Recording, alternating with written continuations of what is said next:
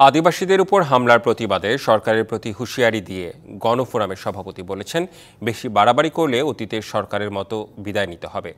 সকালে জাতীয় প্রেস ক্লাবের সামনে আদিবাসী শিক্ষার্থীদের উপর হামলার প্রতিবাদে বিক্ষোভ সমাবেশে তিনি এসব কথা বলেন। আদিবাসীদের স্বীকৃতি চিরতরে মুছে ফেলার জন্য ষড়যন্ত্র হচ্ছে জানিয়ে তিনি বলেন, বিপ্লবের মধ্য দিয়েও আইনশৃঙ্খলা বাহিনীর মানসিকতা এখনও পরিবর্তন হয়নি। যারা এই সন্ত্রাসী কর্মকাণ্ডে অংশ নিয়েছে তাদের সকলকে গ্রেপ্তার করতে হবে। এছাড়া তদন্ত কমিশন গঠনেরও দাবি জানান তিনি। আমার আদিবাসী ভাই বোন সহ যুবক তরুণদের উপর হামলা চালিয়েছেন। এই হামলা অত্যন্ত পরিকল্পিত। গতকালও আপনি এখানে রক্তাক্ত করেছেন। সুতরাং আপনাকে হুঁশিয়ার করে দিতে চাই, বেশি বাড়াবাড়ি করলে অতীতের সরকারের মতো আপনাকেও বিদায় নিতে হবে।